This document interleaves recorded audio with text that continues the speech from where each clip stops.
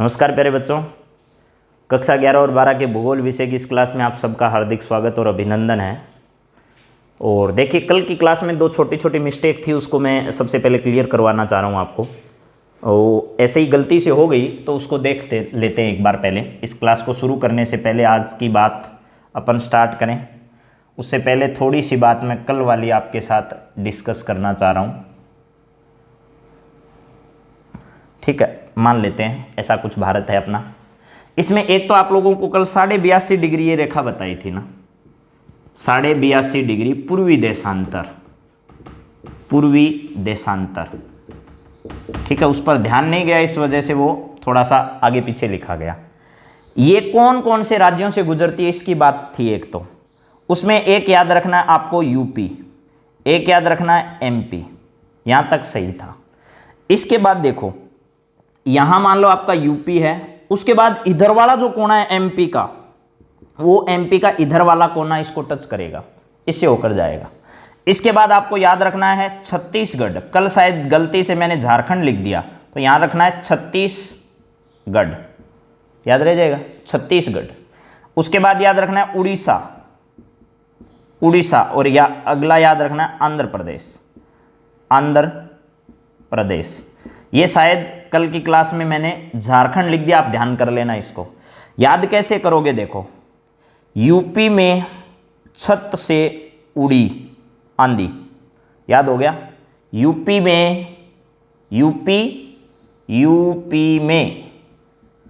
छत से उड़ी आंधी, छत से उड़ी आंधी। वैसे ये याद करने की जरूरत नहीं यार, आपको करना भी नहीं है, लेकिन एक सेंटेंस में सेट करोगे तो कई बार ये गलत हो जाता है।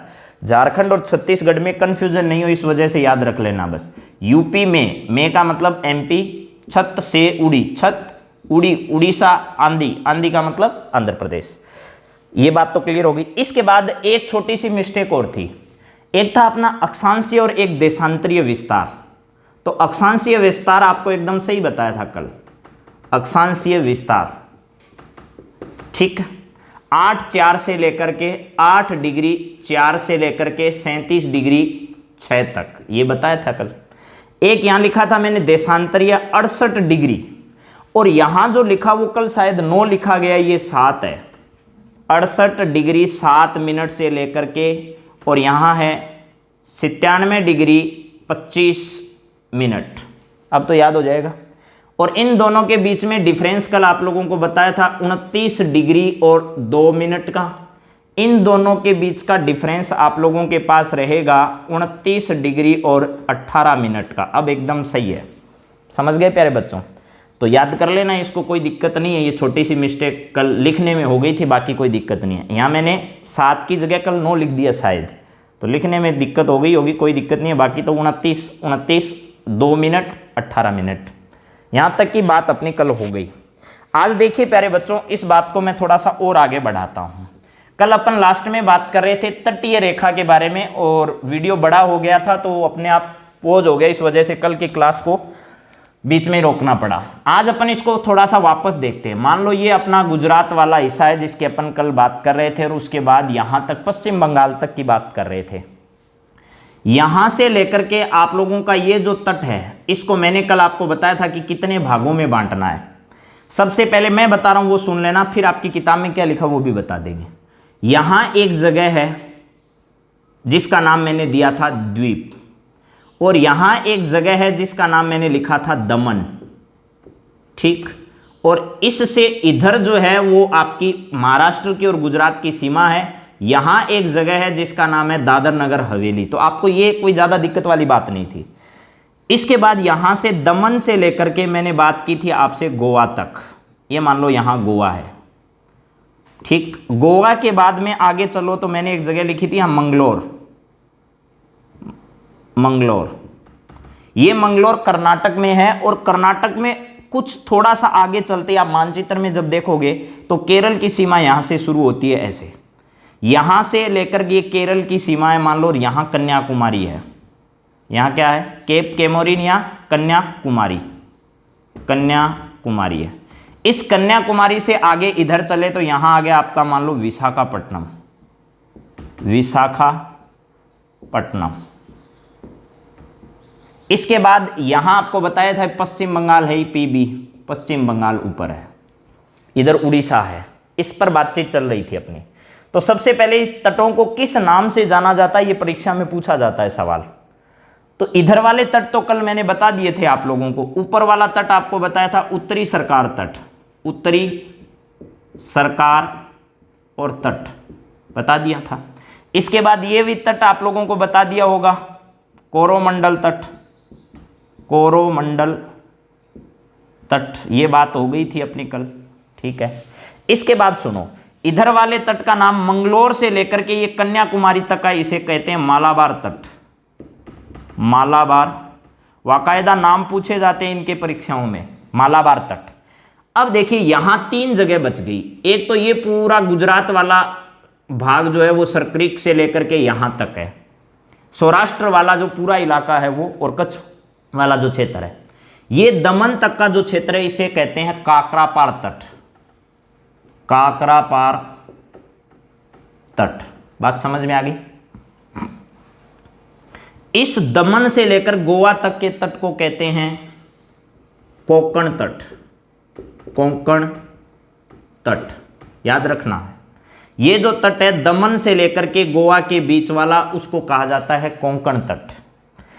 गोवा से लेकर के मंगलोर तक का जो तट है उसको क्या कहा जाता है, उसको कहते हैं कन्नड़ तट, कन्नड़ तट, ठीक। अब देखिए आपकी किताब में इस वाले तट को पूरे को क्या कहा गया है, सौराष्ट्र तट कहा गया है। तो आप वैसे भी याद कर सकते हो, लेकिन अच्छी किताबों में ये सब भाग दिए हुए हैं अलग अलग, ये सब भाग दिए हैं। इधर वाले को 1, 2, 3 और 4 भागों में बांटा हुआ है, इधर वाला 2 ही भागों में है। लेकिन जो आपकी 11वीं की क्लास की किताब है उसमें ये 3 ही भागों में दिया। एक नाम दिया मालाबार तट, मालाबार तट के बाद एक दिया है कोंकण तट, और कोंकण तट के ऊपर वाला जो तट दिया है वो दिया है सौराष्ट्र तट। तो आप ध्यान रखना, तो इसको मैं लिख ही भी देता हूं, सौराष्ट्र तट। आप कहीं सोचो कि ये कौन सा आ गया, अपने को तो बताया नहीं, तो याद रखना सौराष्ट्र तट मैं यहां लिख देता हूं, काकरापार तट या सौराष्ट्र तट। ये कोंकण तट है, ये कन्नड़ तट है, ये मालाबार तट है, यहाँ कन्याकुमारी या केप केमोरिन है। इसके बाद इधर कोरोमंडल तट है, और इधर कौन सा है, उत्तरी सरकार तट है। अब याद रखना प्यारे बच्चों आप लोगों को, सबसे बड़ा जो तट है इन इतने भागों में, वो तट कौन सा है, ये गुजरात वाला तट है। सबसे लंबा तट, सबसे लंबा तट है ये, कौन से वाला, गुजरात वाला, याद रह जाएगा शायद। ये जो तट है वो सबसे बड़ा है, काकरापार तट जिसको मैं कह रहा हूं, गुजरात में पूरे इलाके में जो लगा हुआ है वो कौन सा है। और एक और याद रखना, ये सौराष्ट्र वाला तो है ही, इसके साथ साथ मैं लिख देता हूं सरक्रिक, सरक्रिक भी आप इसे कह सकते हो, क्योंकि इधर एक क्षेत्र है जो पाकिस्तान और गुजरात की सीमा के बीच में एक दलदली क्षेत्र है जो दोनों को टच करता है। वो दलदली क्षेत्र किस नाम से जाना जाता है, सरक्रिक के नाम से जाना जाता है। तो आप इसे सरक्रिक तट भी बोल सकते हो। समझ में आ गई प्यारे बच्चों ये बात तो मैंने कल की क्लास में आपसे कर ली थी, लेकिन लिखा नहीं था। आज मैं कुछ और बात इसके बारे में करना चाह रहा हूं आपसे। इसके बाद आप लोगों को एक बात बताई, तटीय कितने राज्य ऐसे हैं जो इसकी सीमा पर स्थित हैं, इसके बारे में भी मैंने बता दिया। पूर्वी तट और पश्चिमी दोनों तटों के बारे में बताया, इतने राज्य पश्चिमी तट पर हैं, इतने राज्य पूर्वी तट पर हैं। तो फिर आज मैं ऐसी कौन सी बात आपको बताने जा रहा हूं वो सुन लो। कल ये भी बताया था कि गुजरात और पश्चिम बंगाल 2 ऐसे राज्य हैं जो तटीय सीमा भी लगाते हैं और स्थलीय सीमा भी भारत की बनाते हैं। लेकिन मेरा सवाल ये नहीं है, मेरा सवाल तो ये है कि ये जो राज्य इस सीमा रेखा पर हैं, इनमें एक सवाल सब किताबों में आपने पढ़ा होगा कि गोवा की जो तटीय सीमा है वो सबसे छोटी है। गोवा की जो तटीय सीमा है वो सबसे छोटी है, गोवा की। यहाँ गोवा जो महाराष्ट्र और गुजरात के बीच में, महाराष्ट्र और इस कर्नाटक के बीच में है, गोवा की सबसे छोटी तटीय सीमा ये सुना होगा आपने। गुजरात की मैंने सबसे बड़ी बता दी, लेकिन सवाल इससे भी आगे आता है आजकल। क्या आता है वो सुनो। सबसे बड़ी सीमा है गुजरात की, याद करना है जरा, मैं जो बताऊं वो बात, गुजरात की सबसे बड़ी है। इसके बाद 2 नंबर पर किसकी है? अब देखो, पहला आपको याद हो गया गुजरात 1 नंबर पर है, सबसे ज्यादा इसकी है, लेकिन सबसे छोटी इसकी है ये मैं बता देता हूं। लेकिन वो 1 नंबर और लास्ट वाला आजकल पूछता नहीं है। इसके बाद बताओ 2 नंबर पर कौन सा है। तो प्यारे बच्चों याद रखना, इस गुजरात से सीधे इधर आ जाओ, इधर है अपना आंध्र प्रदेश। कौन सा है? आंध्र प्रदेश। इस आंध्र प्रदेश की जो सीमा है, तटीय सीमा, वो गुजरात के बाद कितने नंबर पर आती है? 2 पर आती है। समझ में आ गई बात? इस आंध्र प्रदेश के बाद आंध्र प्रदेश से नीचे आओ तमिलनाडु। इस तमिलनाडु की तटीय सीमा का नंबर आता है आपका 3। बात समझ में आ गई क्या नहीं आई? और इस तमिलनाडु के बाद सीधे इधर संपर्क करो महाराष्ट्र से। महाराष्ट्र से अगर इतने याद कर लोगे तो मेरे हिसाब से बहुत है। उसके बाद भी अगर याद करना हो तो इधर याद कर लो, इससे नीचे कर्नाटक है। क्या है? कर्नाटक है। इतने याद कर लोगे शायद मेरे हिसाब से। देखो, गुजरात, आंध्र प्रदेश, तमिलनाडु, महाराष्ट्र और कर्नाटक। सवाल कैसा आएगा जरा सुनना। मान लो ऐसे आपसे पूछ लिया कि इनका बढ़ता और घटता क्रम लिखो। मैंने लिखा ए में, बी में, सी में और डी में। ठीक है, सबसे पहले आपने पढ़ा गुजरात, गुजरात ही आया। उसके बाद आपको क्या देगा? सबसे बड़ा है वो देगा आपको महाराष्ट्र, महाराष्ट्र। और इसके बाद आपको दे दिया मान लो आंध्र प्रदेश, आंध्र प्रदेश। ठीक, 3 ही दे दिया मान लो। तो अगर आप ये सही करते हो कि गुजरात है और उसके बाद महाराष्ट्र ही होगा तो ये गलत हो जाएगा। लेकिन सही क्या है? सबसे बड़ी तो किसकी है? गुजरात की है। गुजरात के बाद किसकी है? आंध्र प्रदेश की है, आंध्र प्रदेश की है। और आंध्र प्रदेश के बाद किसकी है? वो है तमिलनाडु की। और तमिलनाडु अगर ऑप्शन में नहीं आया है आपके पास तो उससे छोटी फिर जो ऑप्शन में आपको मिल रहा है वो क्या है? महाराष्ट्र है, तो वो आएगा आपका महाराष्ट्र। तो अगर तमिलनाडु बीच में नहीं है तो आंध्र प्रदेश के बाद सीधा क्या आ जाएगा? महाराष्ट्र आ जाएगा। शायद ये बात प्यारे बच्चों आप लोगों को समझ में आ गई होगी। चलिए अब और बात करते हैं इससे आगे की कहानी की।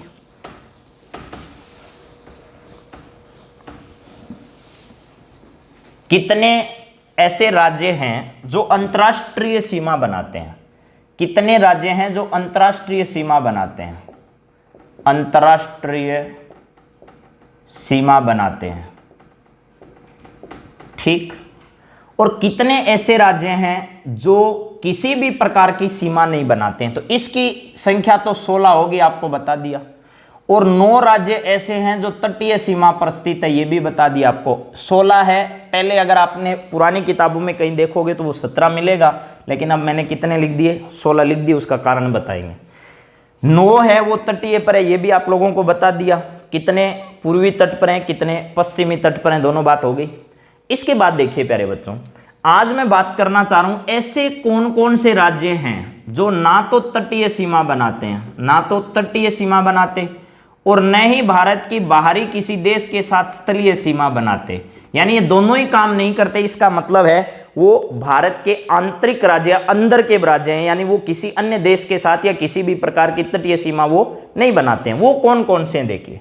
आप अगर मानचित्र अपने पास में रखो तो सबसे ज्यादा ठीक रहेगा, आपको हमेशा बात समझ में आती रहेगी। पहला तो देख लो हरियाणा ही है।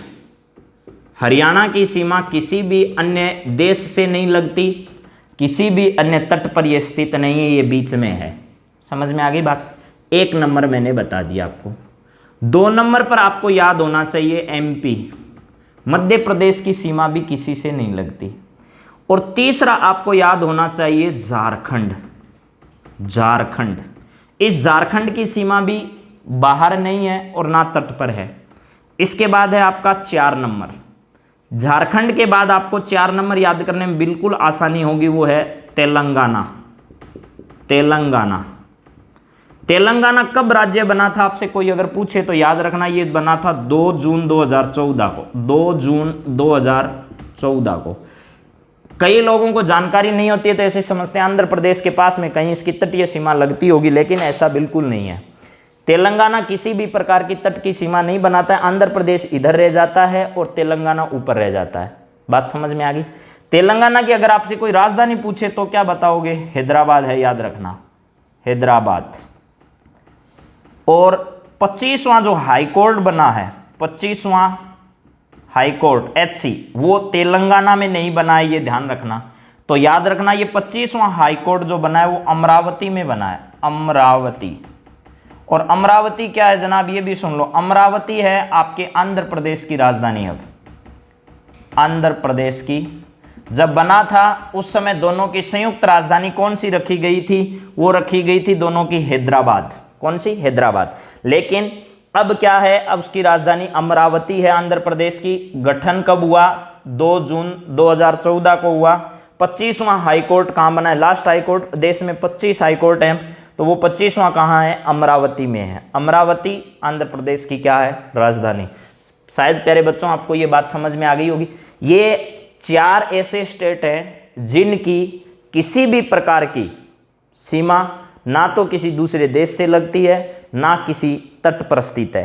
तो अब देखिए, तटीय सीमा की कुछ बात हो गई है, कुछ और आगे अपन करेंगे। तट किस प्रकार का है, तट के गुण क्या हैं, इन सब पर बातचीत करूंगा मैं आपसे। अभी तो सिर्फ आपको हैबिचुअल कर रहा हूं, इसमें कुछ नाम है वो सिखा रहा हूं बस।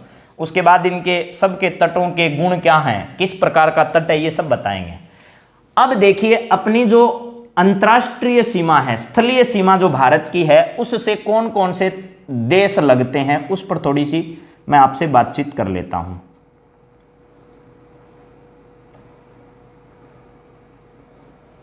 जैसा भी अपना भारत का ये डायग्राम बन जाता है,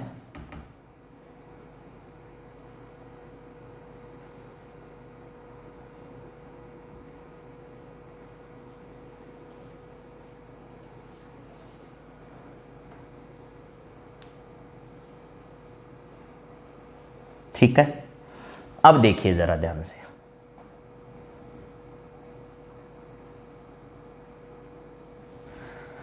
अगर अपन बात करें कि इसकी स्थलीय सीमा पर कौन कौन से देश स्थित है, तो सबसे पहले याद करो। कैसे याद करोगे वो सुन लो। मेरा बचपन में, बचपन को ऐसे लिखो प्यारे बच्चों, बचपन, BCPN, मेरा बचपन में MBA करने का सपना था। क्या करने का? MBA। बस याद हो जाएंगे सारे, देख लो। मेरा बचपन में, बचपन को BCPN लिखना, ये ध्यान रखना। मेरा बचपन में MBA करने का क्या था? सपना था। B का मतलब क्या है?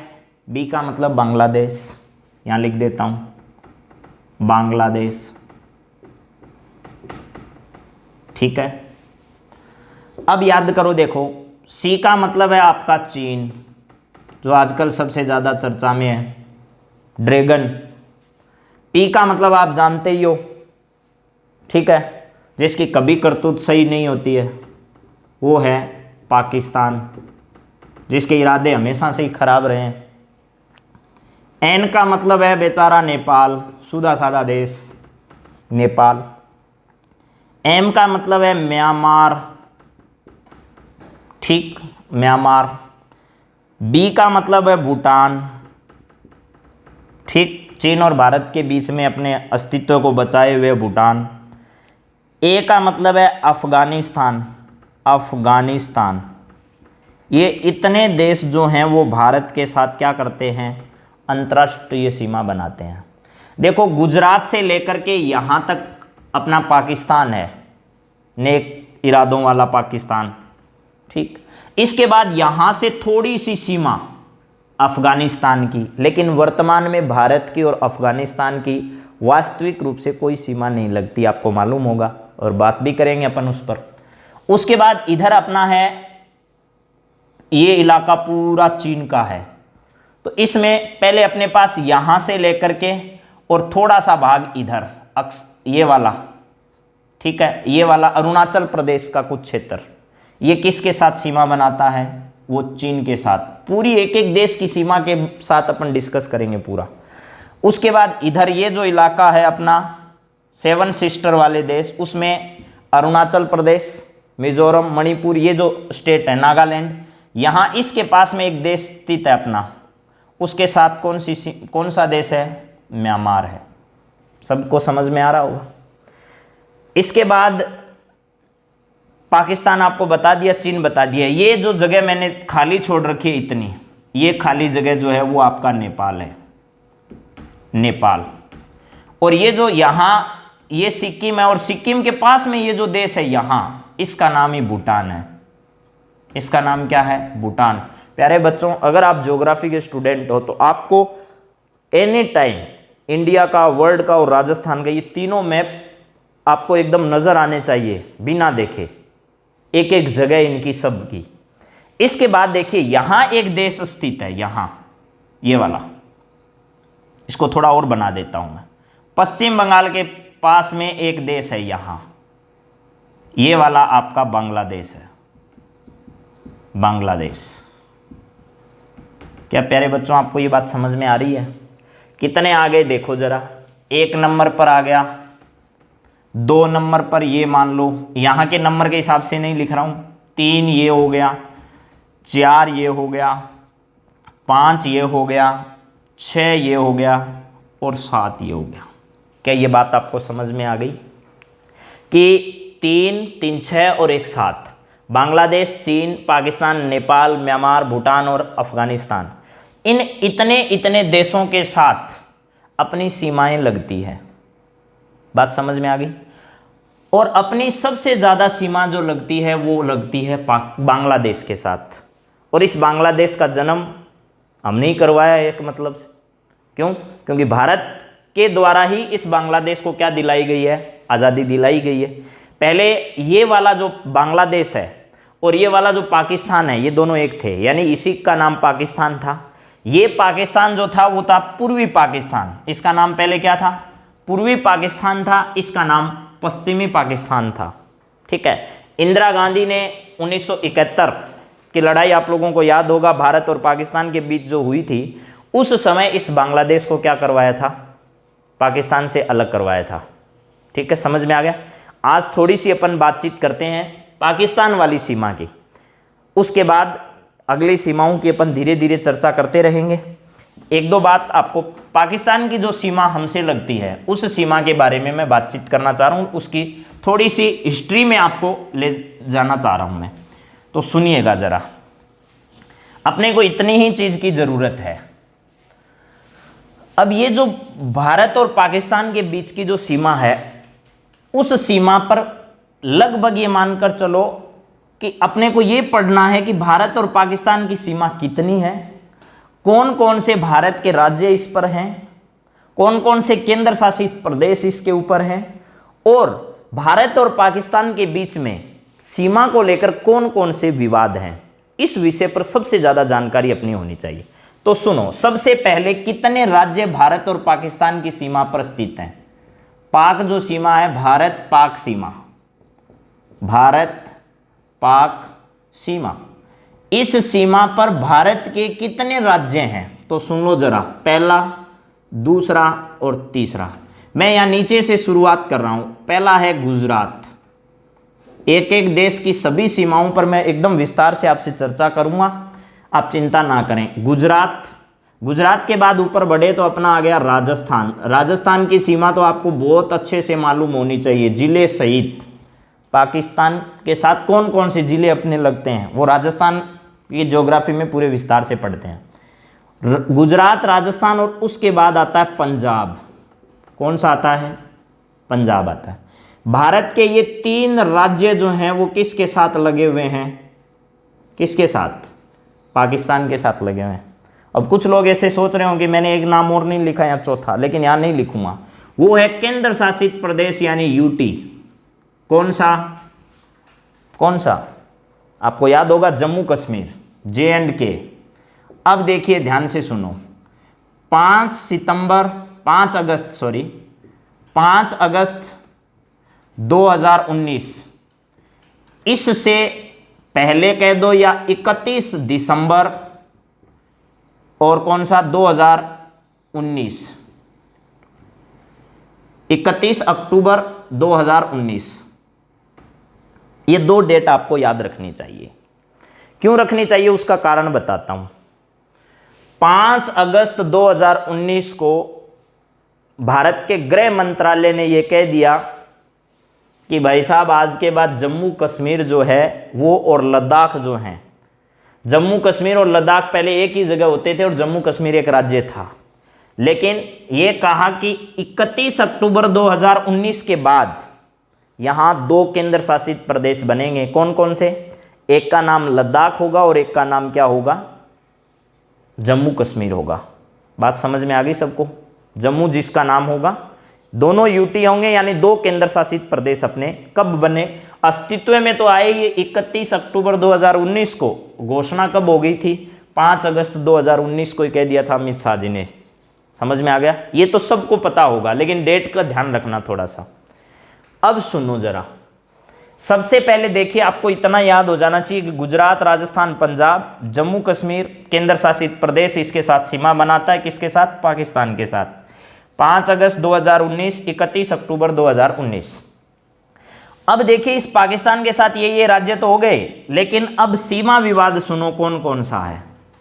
सीमा विवाद, सीमा विवाद। सबसे पहले आपको ध्यान होना चाहिए, आज की वर्तमान स्थिति यह है कि यहां जो भाग है, अपन ऐसा डायग्राम बनाते हैं लेकिन वास्तव में ऐसा है नहीं। वास्तविकता क्या है? वास्तविकता यह है कि इससे इधर वाला भाग किसके पास है? ये वाला भाग चीन के पास है, ये इतना। और यहां से भी ऐसे भाग है, ऐसे जो भाग लगा हुआ है, ये वाला भाग किसके पास है? ये वाला भाग है पाक के पास, जिसको अपन पीओके कहते हैं। इसको बोलते हैं अक्साई चीन, अक्साई चीन। अक्साई चीन की बात मैं आपसे करूंगा जब चीन की बातचीत अपन करेंगे, लेकिन अभी फिलहाल पाकिस्तान पर अपन बातचीत कर रहे हैं। ये जो क्षेत्र है इसको कहते हैं पाक अधिकृत कश्मीर। इसको क्या बोलते हैं? पाक ऑक्युपाइड कश्मीर, पाक अधिकृत कश्मीर। ये भारत कहता है, ध्यान रखना जी, भारत कहता है कि पाक अधिकृत कश्मीर है, यानी पाक ऑक्युपाइड कश्मीर है। जबकि कुछ संस्थाएं ऐसी है जो इसको कहते हैं पाक प्रशासनिक क्षेत्र, यानी पाक जहां प्रशासन कर रहा है वो क्षेत्र। लेकिन भारत ये कहता है कि इस पर हमारा अधिकार है और हम इसको क्या करेंगे, लेकर रहेंगे एक दिन। अब ये पीओके की घटना और ये जो सीमा है वो है एलओसी। क्या है? Line of control, LOC. याद रखना आपको, line of control, LOC, line of control. ठीक, इसकी पूरी कहानी सुनाते हैं आपको। चलो थोड़ी सी, कुछ आज सुनाते हैं, कुछ कल सुनाए, लेकिन मैं सब देश के साथ जो भी सीमा के लेकर हुए हैं उन सब की बात बताऊंगा आपको। लेकिन आज थोड़ी सी बात मैं पीओके के बारे में आपको बताना चाह रहा हूं, कल और विस्तार से इसके बारे में बताऊंगा। फिर सब बातें करेंगे कि पाकिस्तान के साथ सीमा को लेकर कौन कौन से युद्ध हुए, सरकरिक विवाद क्या है और सिंधु जल समझौता क्या है। इन सब मुद्दों पर बातचीत करेंगे, सीमा के साथ साथ ही करेंगे, क्योंकि आगे चर्चा हो नहीं पाएगी फिर। अब देखिए, पीओके की बात ऐसी है कि 3 जून 1947 का दिन आपको याद तो नहीं होगा, लेकिन याद करना होगा। 3 जून 1947 को भारत के अंतिम गवर्नर जो थे लॉर्ड माउंटबेटन, लॉर्ड माउंटबेटन, ठीक है। आप सोचोगे ये बात हमें क्यों बताई जा रही है, तो ये इससे बाहर का हिस्सा नहीं है। जब तक आप इसकी ज्योग्राफिकल कंडीशन और उससे पीछे जुड़ी हुई हिस्ट्री को नहीं जान पाओगे तो आपकी रुचि कैसे पैदा होगी ये सब चीज़ें याद करने में। 3 जून 1947 का दिन था। भारत के अंतिम गवर्नर जनरल जो थे वो थे लॉर्ड माउंटबेटन। 3 जून को लॉर्ड माउंटबेटन ने ये घोषणा कर दी कि हम 15 अगस्त 1947 को भारत को क्या कर देंगे, आज़ाद कर देंगे। और जिसके आधार पर कहा गया उस योजना का नाम रखा गया माउंटबेटन योजना। माउंटबेटन योजना, ध्यान से सुनना, माउंटबेटन योजना पर यह तय हुआ। माउंटबेटन योजना पर तय हुआ तो लॉर्ड माउंटबेटन ने क्या किया कि उस समय भारत में लगभग 2 प्रकार के राज्य थे। एक तो अंग्रेजों द्वारा शासित और एक थे राजाओं द्वारा शासित। 2 प्रकार के, लगभग 562 के आसपास रियासतें थी हमारे यहाँ। लगभग कितनी? 562 देसी रियासतें कह दो या रियासतें कह दो आप लोग, रियासतें थी भारत में। उस समय कितनी रियासतें थी? लगभग 562 के या 565 के आसपास रियासतें थी। 562 ही रियासतें थी। अब इन रियासतों में से भारत जो था वो दो हिस्सों में बंटा हुआ था। ये बात आपको बहुत अच्छे से समझनी है कि दो भाग कौन कौन से थे उस समय। अगर ये नहीं समझ में आया तो आपको पॉलिटिकल में कुछ भी समझ में नहीं आएगा, स्टार्टिंग से संविधान कैसे बना और उसमें कैसे सदस्यों का संविधान सभा में चुनाव हुआ। तो सबसे पहले देखिए, एक तो था ब्रिटेन जहां शासन करता था वो भारत, यानी जिसको कहा जाता था ब्रिटिश भारत, ब्रिटिश भारत। ध्यान से समझना इस बात को। एक भारत था देसी भारत, देसी भारत। ब्रिटिश भारत में सीधा अंग्रेजों का शासन चलता था। यहां ये जो भारत है, इस भारत में अंग्रेजों का सीधा आधिपत्य था। लेकिन देसी भारत में ऐसा कुछ नहीं था। देसी भारत में था राजा महाराजाओं का, राजा और महाराजाओं का राज। जब अंग्रेजों ने हमें आजाद किया तो ये इन देसी भारत में जो इतनी भी रियासतें थी, उन सभी रियासतों को माउंटबेटन ने यह कहा कि आप या तो भारत में मिल सकते हो या पाकिस्तान में मिल सकते हो, या आप अपने आप को क्या कर सकते हो, स्वतंत्र रख सकते हो। जब ये सब बात राजा महाराजाओं ने सुनी तो राजा महाराजाओं को ये लगा कि हम अपना स्वतंत्र अस्तित्व रखेंगे ताकि किसी का दूसरे का अपने पर प्रभुत्व स्थापित नहीं होगा। लेकिन उस समय भारत के गृह मंत्री, आप लोगों को मालूम होगा, पहले अंतरिम सरकार में गृह मंत्री का पद दिया गया वल्लभ भाई पटेल को। सरदार वल्लभ भाई पटेल के पास यह दायित्व था कि इन सभी रियासतों को एक जगह कैसे जोड़ा जाए। जीना चाहते थे कि इन रियासतों को पाकिस्तान में मिलाया जाए, और पटेल ये चाहते थे कि इन रियासतों को भारत में मिलाया जाए। दोनों के बीच में ये संघर्ष चलता रहता था।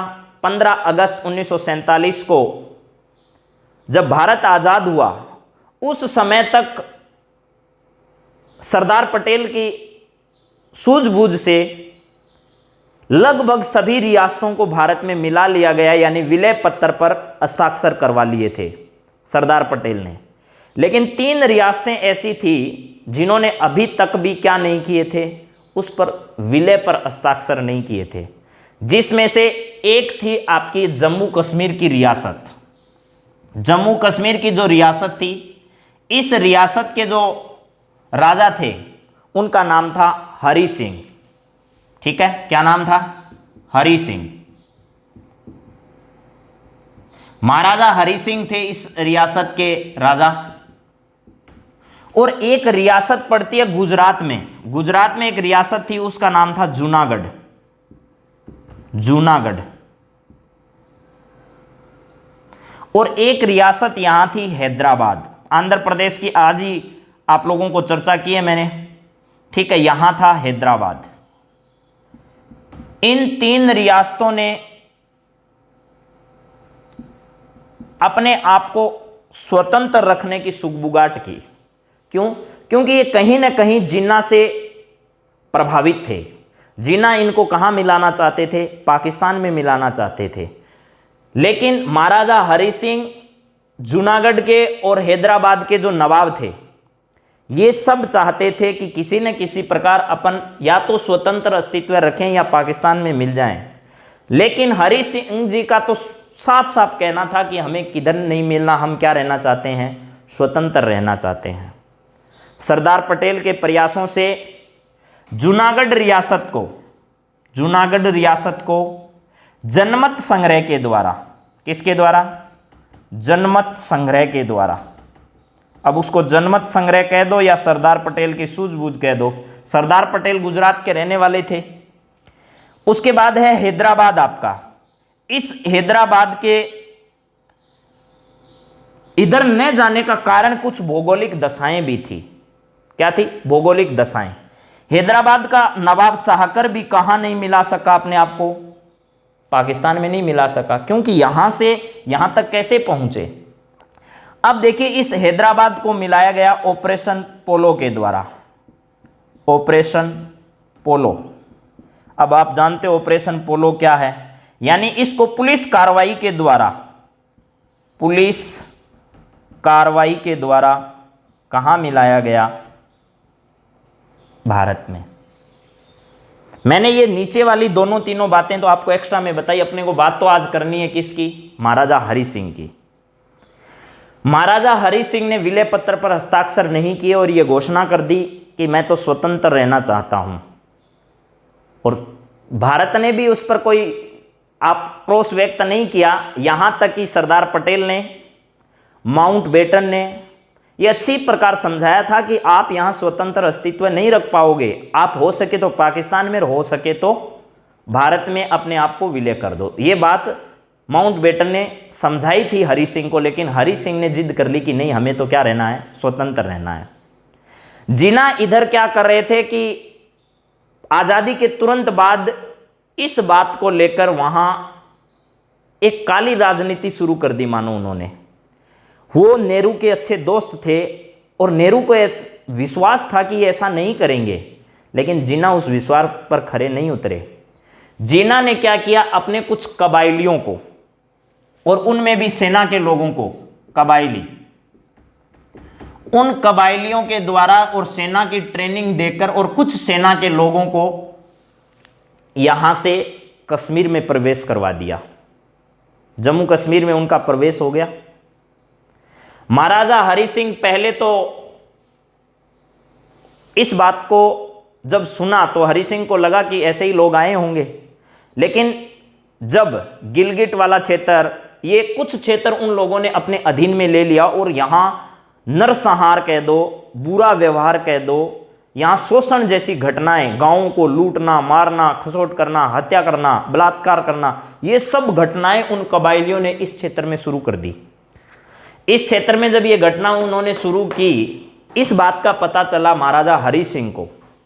महाराजा हरि सिंह दौड़ता दौड़ता थोड़ा नीचे आया और तुरंत भारत सरकार से उसने संपर्क किया और संपर्क करके ये कहलवाया कि भाई कबायलियों ने, पाकिस्तानियों ने हमारे पर आक्रमण कर दिया है, आप हमारी सहायता करो। उस समय गृह मंत्रालय में बैठे कौन थे? सरदार वल्लभ भाई पटेल। सरदार वल्लभ भाई पटेल ने उनको मना कर दिया कि आप ना तो हमारा हिस्सा हो और ना पाकिस्तान का हिस्सा हो, जब तक आप हमारा हिस्सा नहीं हो हम आपके वहां आकर आपकी कोई सहायता नहीं कर सकते। जब इस प्रकार की बात सरदार वल्लभ भाई पटेल के द्वारा उनको कहलवाई गई तो महाराजा हरि सिंह को लगा कि अब अपनी मौत निश्चित है, कोई नहीं बचा सकता। और लगातार वो पाकिस्तानी कबायली किधर बढ़ रहे थे? जम्मू कश्मीर की साइड बढ़ते जा रहे थे। अब एक समय ऐसा आया जब हरि सिंह को लगा कि अगर सुबह हो गई तो सुबह होते होते ये पक्का कहाँ आ जाएंगे? कश्मीर आ जाएंगे। इधर वाले क्षेत्र में क्या हुआ कि ये लोग गांवों में रात को रुक गए और वहां लूट खसोट मचाना शुरू कर दिया और वहां के धन को इकट्ठा करना शुरू कर दिया, तो इनको वहां समय लग गया कबायलियों को। जब कबायली इस क्रियाक्रम में लगे हुए थे, उसी समय माउंटबेटन यहां भारत में ही थे, लेकिन सरदार पटेल ने उनको संदेशा भिजवाया कि अगर आप उस विलय पत्र पर हस्ताक्षर करते हो तो हम आपके वहां सैनिक सहायता भेज सकते हैं। अब महाराजा हरि सिंह के पास और कोई इलाज नहीं था दूसरा। जब भारत के प्रधानमंत्री जवाहरलाल नेहरू और सरदार पटेल के बीच में ये सब चर्चा चल रही थी, तो उसी बीच इस बात को लेकर महाराजा हरि सिंह पहले तो तैयार नहीं हुए, लेकिन अंत में तैयार हो गए। संविधान सभा के एक सदस्य थे और सरदार पटेल के एक विश्वासी व्यक्ति को बार बार यहां भेजा गया जम्मू कश्मीर में।